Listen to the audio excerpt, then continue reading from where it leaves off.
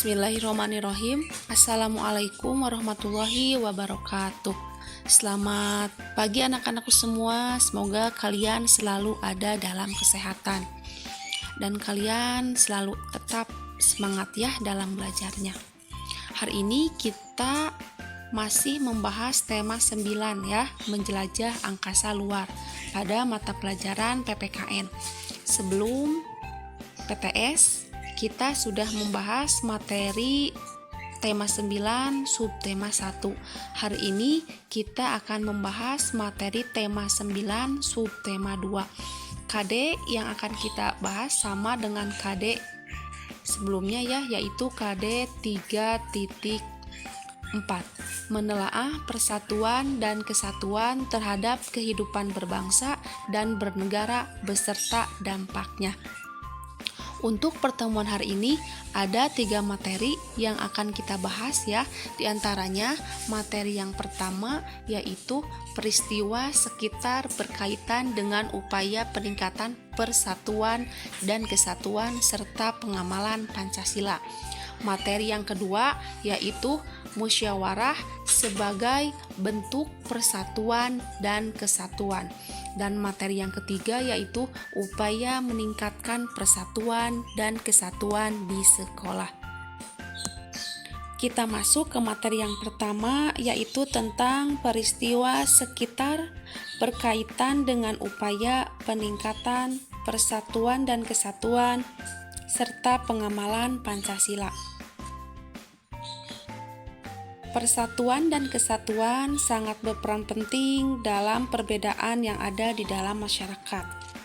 Upaya untuk meningkatkan persatuan dan kesatuan dapat kita temukan dalam berbagai peristiwa di sekitar kita ya.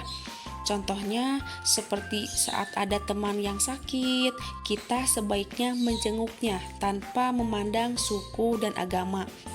Nah, kita perhatikan ya pada gambar ini sedang membuat jembatan ya, bergotong royong membuat jembatan. Contoh peristiwa-peristiwa tersebut merupakan pengamalan Pancasila ya, yaitu sila kemanusiaan yang adil dan beradab serta sila persatuan Indonesia. Bangsa Indonesia terdiri atas bermacam-macam suku bangsa yang memiliki budaya, adat istiadat, dan agama yang berbeda. Oleh karena itu, persatuan dan kesatuan sangat berperan penting dalam perbedaan yang ada di dalam masyarakat. Sikap yang dimaksud antara lain yang pertama, menghormati orang beragama lain yang sedang beribadah. Ya, misalnya ada orang non-muslim yang sedang melakukan ibadah, kita harus menghormati mereka ya. Kemudian yang kedua, menghargai pendapat teman yang berasal dari suku yang berbeda. Yang ketiga, tidak mencela atau mengejek teman yang berbicara dengan bahasa atau dialek yang berbeda dengan kita ya. Nah, sikap-sikap tersebut merupakan pengamalan sila-sila Pancasila. Selain menerapkan sikap persatuan dan kesatuan serta mengamalkan nilai-nilai Pancasila, masyarakat Indonesia juga harus berperan serta dalam menjaga kelestarian budaya bangsa. Jangan sampai budaya, adat, dan kebiasaan yang kita miliki tergeser oleh budaya luar yang mulai banyak masuk ke Indonesia ya. Keragaman budaya yang kita miliki adalah jati diri bangsa Indonesia dan kekayaan tak ternilai yang tidak dimiliki oleh negara lain. Dengan begitu, budaya luar yang berdatangan dapat disaring dengan norma-norma yang telah ada. Sekarang kita masuk ke materi yang kedua ya, musyawarah sebagai bentuk persatuan dan kesatuan.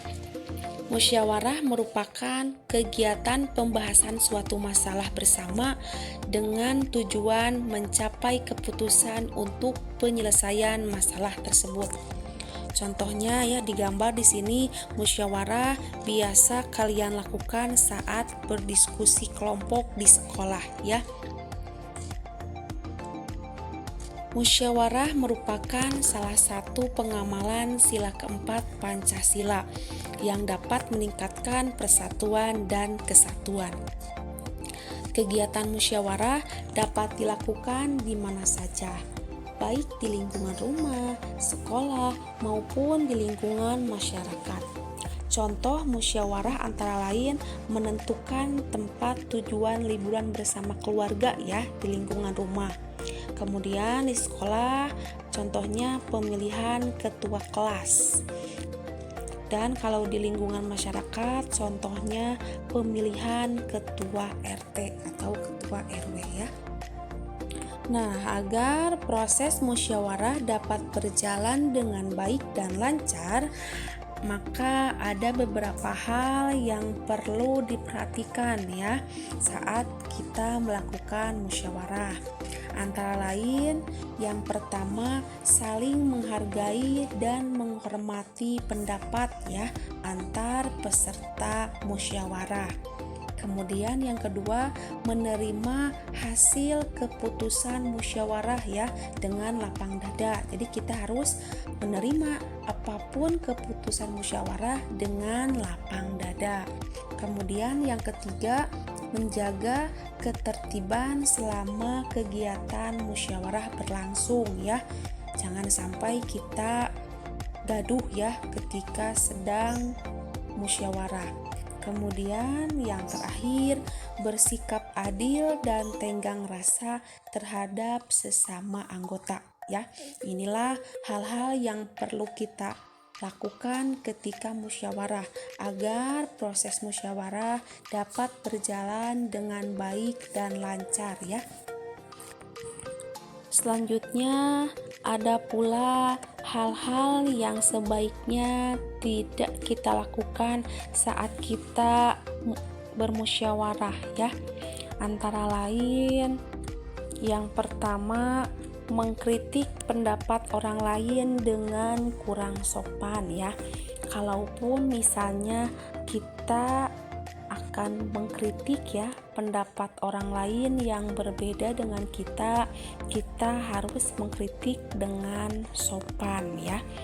Selanjutnya yang kedua, mementingkan diri atau kelompok sendiri saja. Nah, ini harus kita hindari ya ketika kita musyawarah.